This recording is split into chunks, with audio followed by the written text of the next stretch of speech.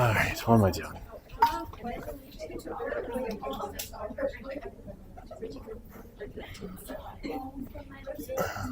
All right, let's. I don't want to interrupt the talk about Corey Perry that's going on, but probably should jump in. I have unconfirmed reports that he slept with Connor Bedard's mom.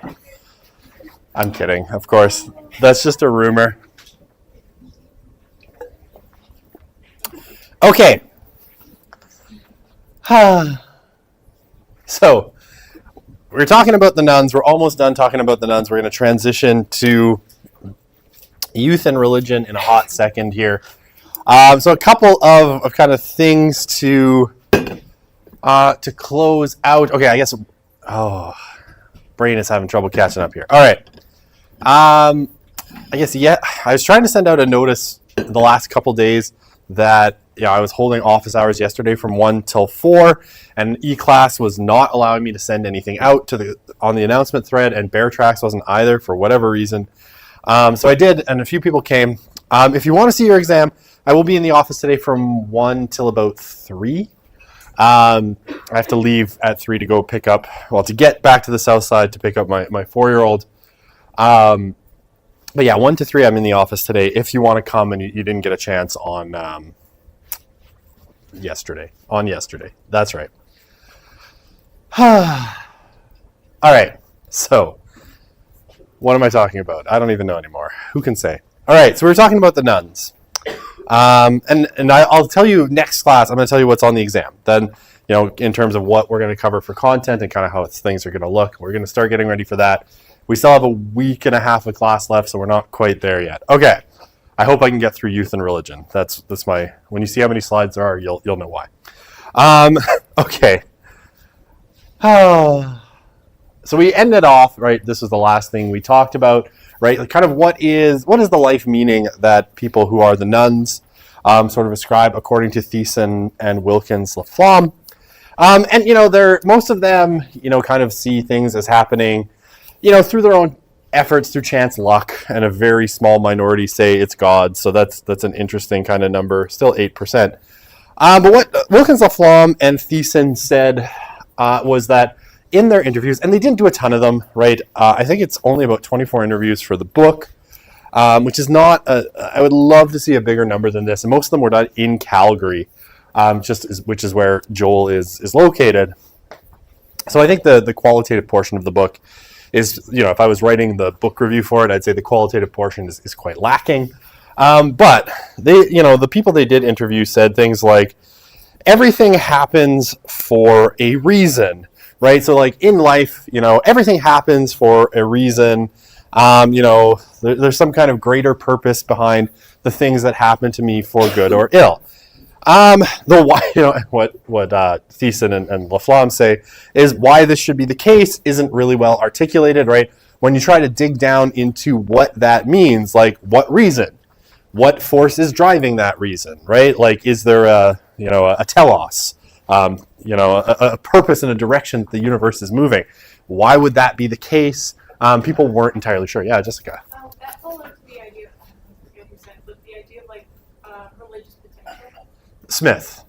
Yeah, I mean, I think potentially. I think it also goes into potentially an idea of almost like a religious hangover, if you will. Like, not like you were drunk and your head hurts now, but that the kind of religious ideas sort of are lingering around, right? That there is a sort of, direction or telos to the universe, whatever that happens to be, even if people can't really define what it is or where it comes from. And again, I think probably the biggest thing with the nuns is they just don't spend a lot of time thinking about religious questions. So they'll rattle off something that kind of sounds good and probably makes them feel better, and kind of wraps up experience in a tidy package, but they haven't done a lot of intellectual work trying to figure out how, a coherent kind of framework, if that makes sense. All right. Okay. I was going to make fun of your sweatshirt because it's a psychology, and we're violent enemies of psychology here in sociology. As I think I established when I mocked Freud for a solid 10 minutes earlier in the course. Okay. Science. Now, science is, Trust in science, this is obviously a big question. What's the role of science for the nuns? Really, like when we talk about, what they think about, like where truth comes from, science comes up pretty much number one for people who consider themselves nothing in particular. They have enormous faith in science and science's explanatory force to explain pretty much everywhere. And like pretty much everything, pretty much everywhere, right? Many of them say, science already has many or most of the answers to ultimate concerns. And in a lot of cases, this would include things that, would drive my friends in philosophy up the wall, like values, morals, ontology, questions that really, if we're being fair, science has very little to say about in most cases, because it's just not within the tool set of the natural sciences. However, right, 86% of those who don't believe in God or a universal spirit report a strong sense of gratitude or thankfulness. So, this goes back to this idea they're not nihilists, right? They feel grateful. They feel, in a lot of cases, connected to the world. A deep sense of wonder about the natural world, especially, and about human existence and all of these. 67% of them think about the meaning of life, and 63% of them think about what happens after death, which again, I think probably speaks to, at least in part, to some of Rodney Stark's arguments, when he talks about, his no secularization thesis. For those who consider them, and his criticisms of Pew and this idea of the nuns, right? For 63% of the nuns to think about what happens after death and not just immediately conclude that poof, you're gone into the void from whence you emerged, you were nothing and you are nothing again. Suggests that there's some kind of religious potential here, at least, right? Again, it's probably not very deeply formed. It might be people, I think there's I have ample anecdotal evidence of this. It's just people sort of riffing on sort of quasi-religious ideas about the afterlife, a better place, turtle blimp in the sky, that sort of thing. If you missed last class, that comment's going to make absolutely no sense. That's tough for you. But right, like they think about what happens after you die. Now, that doesn't mean they come to the conclusion that there is an afterlife or anything like that, or a heaven or a hell, but they're at least thinking about it. Okay. Okay, values. So they tend to, so humanism and morality are sources of guidance. And amongst other things, mostly people who fall into this category of the nuns tend to think of morality as just common sense, right? Or possibly something that was passed down to you, by your parents and teachers. Why those values should be better than others is rarely kind of questioned. But generally, right, it's sort of a nebulous humanism, or just this sense of like, well, we know what's right and wrong. Common sense tells human beings what's right and wrong. There is a little bit of a sort of like, I don't want to, sort of badmouth the Enlightenment again, because I've probably done that enough this semester. But there is a sort of Enlightenment narrative going on in a lot of the moral values that are carried by the nuns, right?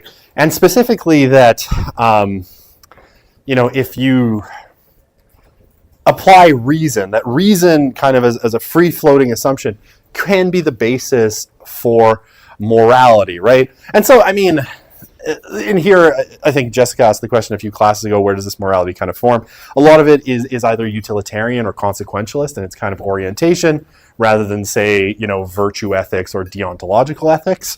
But, they tend to see it as pretty straightforward and easy to know what right or wrong is based on sort of, floating assumptions in the society. I think this one's important, right? They tend to think of religion as, I've got the one letter bolded there, a source of values rather than the only source of values, right? So religion is sort of one ethical moral system amongst many. And in a lot of cases, right, with no more to recommend it as a source of morals and values than any other system, right? But it is somewhere that some people get their morality, but definitely not the source of morality, right? There's not a notion. It's very, kind of deconstructionist or Derridian in its orientations, right? It's sort of like there's no way to know what the source of the truth is, and so any source of values is just a source of values, not the source of values, right? And it can be deconstructed and all of those things. Not surprisingly, right? This is according to Bibby again, and I don't always love Reg, but whatever. Among those who reject religion, 95% say it's not necessary to go to church to be a good person, right? And 91% do not think it's necessary to believe in God to be a good person, which makes sense because most of them don't go to church. And most people don't want to think that they're a bad person, right? So whether they are or not, and most of them probably aren't, and we'll see this when we talk about youth and religion and the idea of moralistic therapeutic deism. Good person must be my least favorite ethical term, and I think I've just spent too much time in this literature because my conclusion is that good person means absolutely nothing. It is a floating term for people that I like and whose values align with mine. Those are good people. If they cheated on their wife or hit and run a dog, they're still good people because I like them. But it's basically my least favorite term because it's so nebulous. What does it mean to be a good person? I hear this a lot. I'm basically a good person. And I remember one particular instance of this. I just kind of dug into it. It was like, I'm basically a good person. It's like, okay, well, what does that mean? Well, I'm not Hitler. Okay, that seems a low bar. But, okay, I haven't murdered anyone is one that I got a couple times. And I'm like, again, you're setting the bar at a strategically low point. Easy to kind of pass that one by just not killing people. Okay, so I hate the good person. I'm a good person. It means nothing to me. The golden rule is a good rule to live by either in personal relationships or through the state. And this one's actually really important because one of the big kind of characteristic differences today between people who are quite religious and people who are, nothing in particular, and probably owing to some of their political liberalism, right? To being more on the left kind of side of political issues, they have enormous faith in the state, and a lot of their kind of idea of, do unto others as you would have, done unto you, that's the golden rule, is like, okay, well, I pay my taxes and then someone else delivers the service. There isn't necessarily a kind of social justice component that's active in the nuns in the same way as it might be, say, for, religious Jews, Christians, Muslims, Hindus, Sikhs, all of whom, prize kind of taking care of marginalized groups in different ways. Okay, so hopefully this all makes sense. No. Wondering. So No. According to this, the nuns are more likely to just go through the state of like, oh, I pay my taxes, everything should fall in place. But I thought that like nothing in particular, we're less likely to believe in institutions. Wouldn't that include the government? Which is weird because they actually still have a lot of faith, especially in the state. Not necessarily in politicians, but in the state as the principal kind of binding institution of society and the one through whom all services need to be sort of rendered, right? And so, yeah, you're right in pointing that out. It's a weird contradiction, and they are super deinstitutionalized, especially our millennials and Gen Z. But in some aspects, the state sort of gets a pass, especially the welfare state and things like the medical system, the social welfare system, these child protective services, all of this stuff as a way to deliver actual welfare, as a way to deliver, and to do unto others without you actually having to do anything. And I mean, I don't have the data here, but like the rates of like volunteering and social action for the nuns are considerably lower, right? So it's like, yes, I want everyone to be taken care of. I just don't want to do it myself, right? Whereas religious people are more likely to, for lack of a better phrase, get their hands dirty. Right? Okay.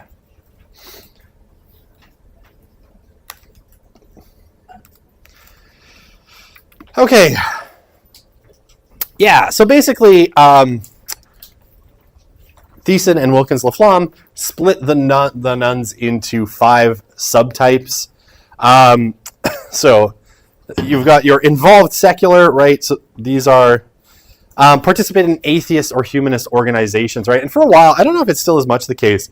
There was a hot period in the 2000s and 2010s where, this was particularly true in England, where atheists were trying to sort of replicate some of the social aspects of religion. So they would have like atheist church on Sunday morning where they got together and I presume sang atheist songs. I'm trying to think of what there's a comedy skit out there, I think, about what atheist religious songs would sound. They're not religious songs, but it's like, what is it? No one loves me, this I know, for evolution tells me so. Right? Anyway, this is funny if you get it. But right, they would participate like atheist humanist organizations. Not just atheist gatherings, but other social welfare organizations. This isn't a large number, but they definitely are there. Okay. Inactive non-believers, right? So this is probably your biggest group of nuns. No belief in God or a higher power, slightly or not at all spiritual, right? And they don't really do anything about it. They live lives free from religion for the most part. Okay. Inactive believers, they believe in God, they attend religious services less than monthly, and they're slightly or not at all spiritual. So, they're inactive, right? So this is maybe, a couple steps on in the falling away process. They've stopped attending religious services and they're sort of slowly gearing towards probably, one of these categories eventually, or certainly their children will end up kind of in this space. Okay. Spiritual but not religious, self-describe themselves as moderately or very spiritual.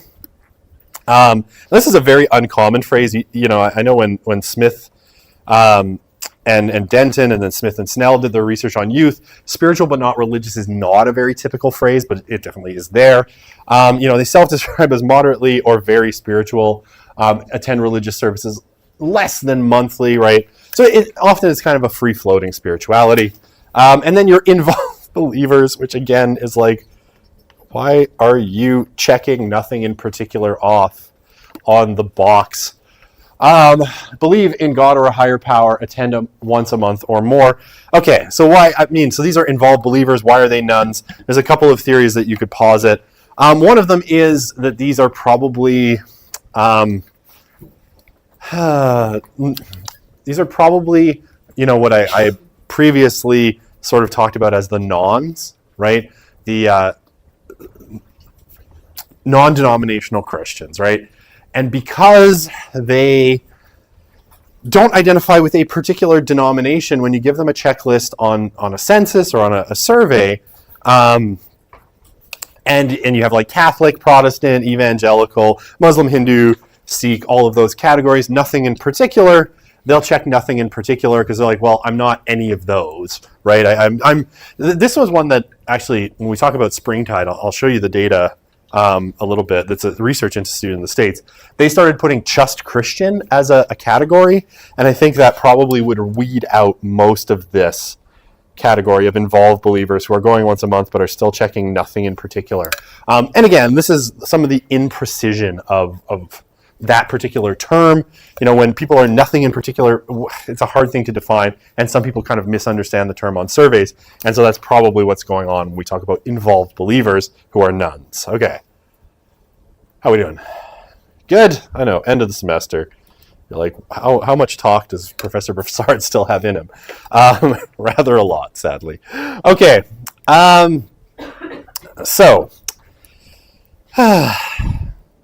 Okay, if we look at, this is our no religious affiliation, and basically Thiessen and Wilkins-Laflamme took two samples, right? One from BC and one from Washington and Oregon. and just kind of compared, American and Canadian numbers. So BC, right? All right, well, let's talk about our I guess we got our religiously affiliated nuns, which is weird, right? And no religious affiliation. Okay, so 39% of Canadian adults referred to themselves as spiritual but not religious. I don't know where that is on the chart. Sorry, that should be 29. No, 39. I'm trying to remember how. See, I got to go reread their book. All right, or maybe I've got the wrong charts. This is the wrong charts because this is just BC. Sorry. Yeah, so 39% of Canadians Canadian adults refer to themselves as spiritual but not religious. 41% of those with no religious affiliation. 18% of those who say they are religious said they were spiritual but not religious. What? These categories are so imprecise, right? And again, there was this big Christian movement in like the 90s and 2000s, which was like, what was it? I try to remember. I had a video about it once, and it drove me a little bit crazy. And I played it, and I insulted it, and then a student was offended because that's how they thought. And I was mean to them, apparently. And I felt bad, so I took it out. There was this big push in kind of Christian circles in the 90s and 2000s where it was like, I don't want to mock it if this is how you feel, no worries. That Christianity isn't a religion, it's a relationship. Which to me sounds like a lot of, a lot of like pseudo-religious jargon or religious jargon. I don't really love it. And I always kind of roll my eyes whenever I hear that. I'm like,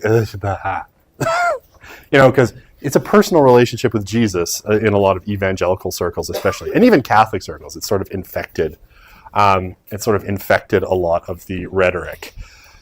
What am I talking about now? Yeah, so a lot of people who are, religious, who say they're religious, said they're spiritual but not religious, in the sense these are probably evangelical Protestants or Catholics who are like, I'm not, religion, that's a stiff thing. We don't want to be like the Pharisees and all that.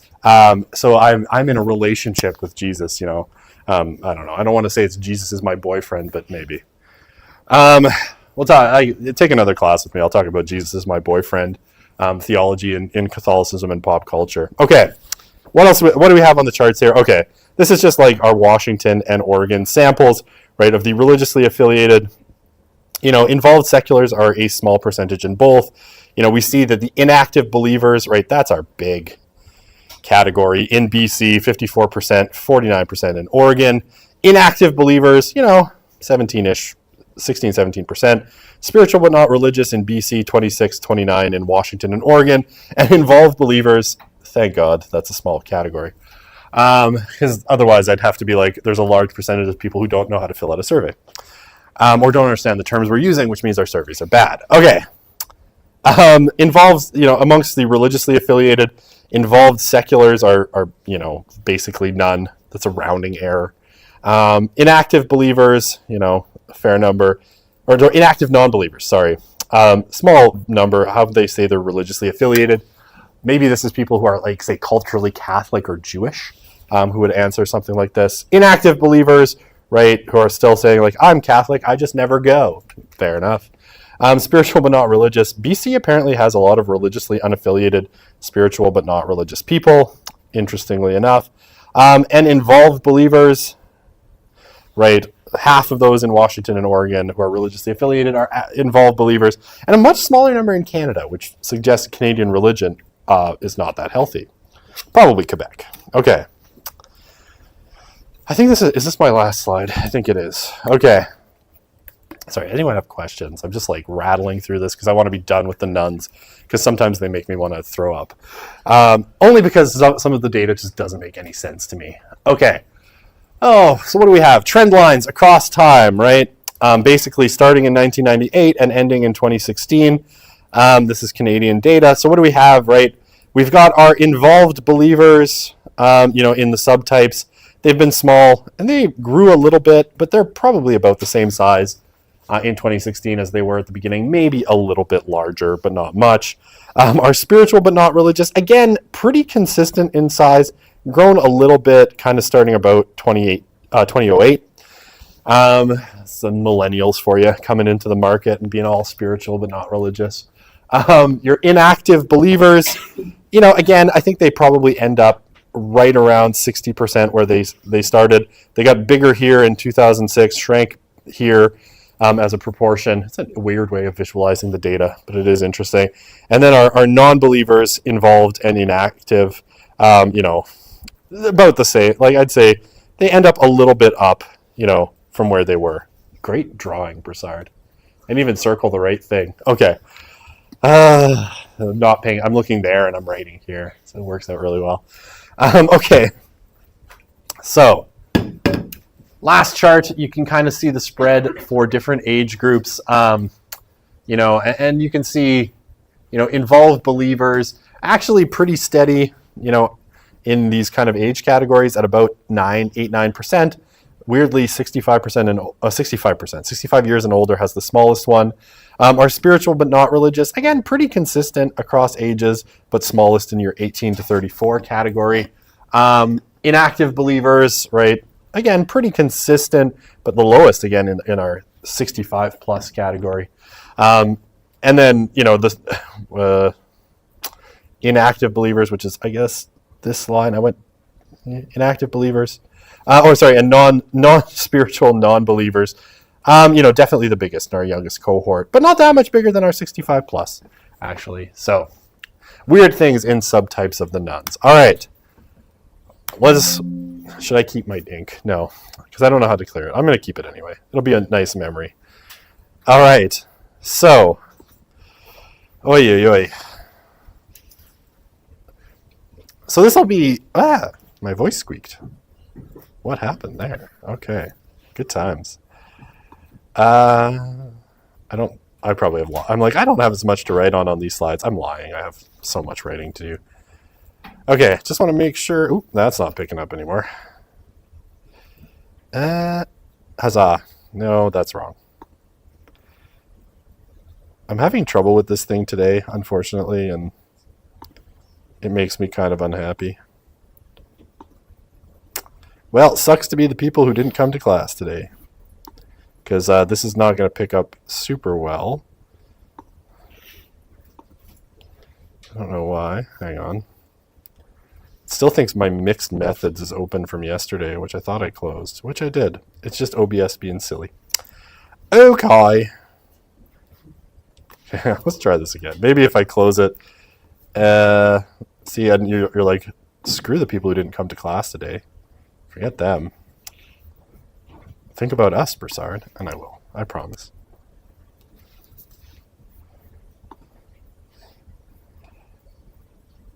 Well,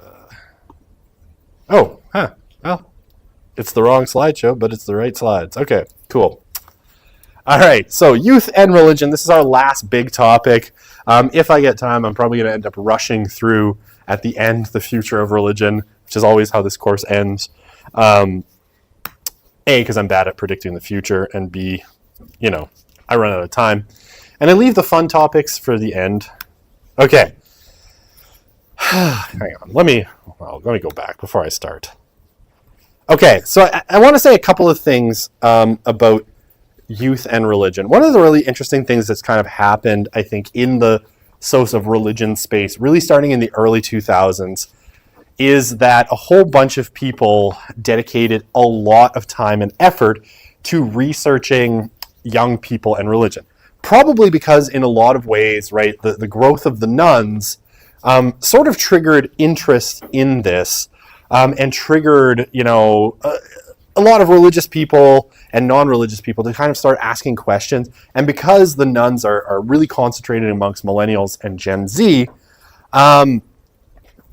in terms of overall numbers, and these generations are getting less religious all the time, we have a ton of data for millennials especially, but increasingly for Gen Z. We're getting some really interesting data out. And I mean, if you want to know how fresh this is, I got this, and I'll integrate a little bit of the data from here in it. This is came out November 7th. This is the state of religion and young people 2023. So data, honestly, that was collected throughout 2023. So it's very, very fresh, and it's very, very interesting.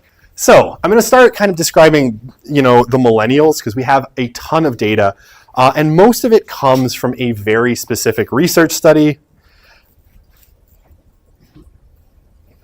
Everything is okay. A very specific research study, which is called the National Study of Youth and Religion. So the National Study of Youth and Religion anchored out of University of Notre Dame in Indiana, where my friend and yours, the infamous or irreplaceable Christian Smith, is headquartered. Right, he's the chair of the McGrath Center for Church Life at University of Notre Dame, and a distinguished professor of pretty much everything. And my favorite living sociologist of religion after the death of Rodney Stark. Now, sadly, Christian is nice. Unlike Rodney Stark, who was a straight-up bastard. And I loved him for it. So Christian's nice, so I can't say that he's the honey badger, but he's a very, very good sociologist. Okay. National Study of Youth and Religion is run in 4 waves, basically, and it's a fantastic longitudinal study, right, that basically started gathering data in about 2001, and has continued running. And basically, right, they started with about 3,000 young people and their parents who they surveyed, and then did about 300 interviews. And they've tried to follow this sample of people, as they moved. The youngest of them were 13 when they started in 2001, and they followed them through kind of adolescence, late adolescence, emerging adulthood, and into adulthood proper, to see how their religious lives have kind of evolved over time. Now, the 4th wave, there's been a 4th wave of it that started in 2015. Most of the data for it kind of got messed up a little bit by COVID, and so only parts of it have sort of come out. But there's been something like 52 books published off the data from the National Study of Youth and Religion by a variety of authors. So I can only give you like a snapshot. And there are still, like, Christian Smith put out 2 books this year on religious parenting, one that was more like popular level and one that's more academically focused. The popular level one is called Handing Down the Faith, and the academic one is Religious Parenting, all based on National Study of Youth and Religion data. So it continues to be a really rich source of data on youth and religion. Now, this one's mostly about the millennials, right? Because that was the cohort that was sort of, around the year 2000, the oldest of the millennials were entering adulthood. So it's followed these people through, a couple of decades of their lives and tracked their religious lives. Okay. What Smith is probably most famous for at a popular level, and I mean, you'll hear this term bandied about in sort of popular Christian circles, is this term, right? And this comes out of the first book, Soul Searching: The Religious and Spiritual Lives of American Teenagers. It was 2005, I think, or 2004, 2005. I can't remember which year it came out.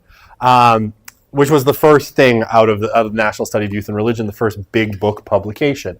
And what Smith and his then grad student, Melinda Lundquist Denton,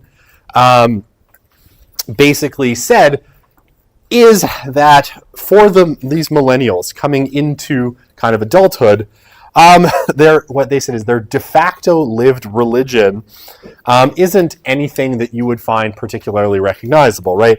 It's not what they say Orthodox Christianity or Judaism or whatever, but they call it moralistic therapeutic deism, which we will refer to, by its acronym MTD. MT can write on screen? Yes, okay. MTD. Sorry about that. I'll try to over here. MTD. So when you're answering questions on the exam, you can just shorten it to MTD, save yourself a few seconds. Okay. So what they say young people in the U.S. increasingly believe is the following, right? Then this is, the creed of moralistic therapeutic deism, right? A God exists who created and orders the world and watches over human life on earth, right? That's a pretty traditionally religious notion, I think, from the Abrahamic religions anyway. God wants people to be good, nice, and fair to each other, as taught in the Bible. And here, hang on. Let me see if I could do justice to this with a highlighter. Yeah. Because I think this is super important, and I'll tell you why. And most world religions, right? Super important to what Smith and Denton end up talking about. The central goal of life is to be happy and feel good about yourself. God does not need to be particularly involved in your life except when he is needed to resolve a problem. And good people go to heaven when they die, right? And good people, I will say this again because I said it a few minutes ago. When you read the qualitative data that Smith and Denton, and then Smith's other contributors like Patricia Snell, Kyle Longus, right? All of them that have been part of this. Good people has this extremely broad, this extremely broad kind of definition for people. And one of the things is nobody ever thinks of themselves as a bad person, right? I don't know if I want to stress this too much, but these people nobody thinks of themselves as a bad person. Go ahead. Yeah. Is this just essentially universalism? Oh, kind of. Well, okay, universalism, if you're talking Catholicism Christianity has a very specific term, which is like everybody is saved. Yeah. So kind of, except no, because like Hitler in this kind of plan is like bad, right? So he would go to hell, and maybe like Stalin and Mao and Donald Trump, right? But I don't know. I just threw Donald Trump in there for no reason. It's fun to rag on old orange face, the human Cheeto. But yeah, it's pretty universalist in its orientation. You're not wrong in that. And like universalism is this idea that's been around in Christianity since antiquity that, basically everyone goes to heaven, like the sacrifice of Jesus was enough so that everyone goes to heaven, whether you're Christian or not, whether you lived a good life or not, Jesus' sacrifice was enough, right? David Bentley Hart is a big advocate of this particular idea as well. I will say, one of my favorite things is in this one person, his name is John, and they interviewed him in both Soul Searching and then in Souls in Transition, which was a follow-up book about emerging adults, and the same group as emerging adults. And John always makes me laugh. Whenever I read his quotes, they're just hilarious because he's like legitimately a terrible person. Like he admits to just sexually using women, right, to like seducing them. He has, and then never contacting them again. Right. He just wants sexual pleasure from women. He has a terrible relationship with his father. He tells a story of how they went to Las Vegas together to gamble and they got into a fist fight. Right. But he ends it with like, but I'm basically a good person. And I'm like, okay, well, no, but yes, but what? What does that mean? It means nothing, right? And so this is this millennial conundrum, I think, that it's like, I'm basically a good person. What does that mean? I don't know. Basically, I didn't murder anyone and I'm not Hitler. So there you go, good person right there. Okay. It's a very broad term. And again, I think there is some cognitive dissonance, right? You see this in a lot of the kind of criminology literature, right? People have a really hard time, think of like Travis Hershey's control theory, right? One of the things that deviance puts at risk is your moral code. You kind of have to, if you become deviant, you sort of have to rewrite your moral code because you can't think of yourself as bad person, right? People really struggle with that idea that they are a bad person. So everybody sort of rewrites it so that, well, the things that I do are not that bad. The things that you do are terrible, right? And it seems to be a fair universal. Yeah, Jessica. So cognitive dissonance? Cognitive dissonance, yeah. It's yes, there you go. The sweatshirt has taken its vengeance. All right, let me play this clip. This is from a documentary that was made. This is going to get me a strike on YouTube because there's music in the background. But this is from a movie that was made basically on the findings of the first book. The movie is also called Soul Searching, but you'll get to hear Christian define it, and I think it's kind of interesting. The majority of American teenagers, I think, are moralistic therapeutic deists, not Catholic, not Presbyterian, not Jewish. The God of moralistic therapeutic deism, I say in the book, is something like a combination of a divine butler and cosmic therapist. He takes care of your problems, he helps you to work out your difficulties, and doesn't get too personally involved in the meanwhile. Moralistic therapeutic deism basically believes, sure, a God exists, it's theistic, God created the world, God orders the world morally, people should be nice and fair and friendly, that the purpose of life is to be happy, to be satisfied, that's what it's really about, that God doesn't need to be very involved in one's life, God can sort of be off at a distance, hence the deism, except when one gets into trouble or has problems or needs something solved, then one can call on God and God will sort of hop to it. And teens have an immense amount of faith that God solves their problems. He fixes their troubles and he makes life work better, he makes them happier. Religious traditions are, from my perspective, are really being colonized and corroded from the inside out by moralistic therapeutic deism. And that is, as a sociologist, I am skeptical of what is going to be the fiber or the theological content or the intellectual substance of beliefs and practices of people a generation hence. It seems to me that many social forces are basically converging to sort of water down religious faith of all different sorts, so that you no longer have distinctively Catholic and Jewish and Muslim and Wesleyan or whatever. You just have this sort of bland mush of be nice, call on God when you need him. And that is not what these religious traditions really believe. You know, I've come to think that, in our culture, increasingly, the language of faith is like a second language. You know, it's like Spanish or French or German. It's not a primary language that people learn and speak. And we know about second languages that, you don't just pick it up by osmosis. You need to be around people that speak it. You need to be instructed in it. You need to have practice talking in it. And I think one of the things that was clear in what we found is that very few adolescents are having much practice learning to speak their second language of faith.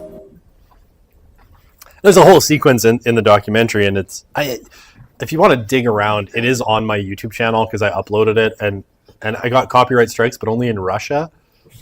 So I don't know why, but it was like, this is blocked in Russia, and I'm like, okay, works for me. I don't think any Russians really need to watch this movie. It's just not commercially available anymore, so I think I have the last DVD copy in existence, which I ripped and put on YouTube.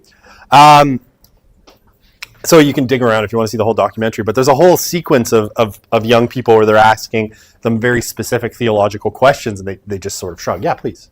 So, how would you even define this? Is this just a set of beliefs, or like a... So, this is a really interesting question.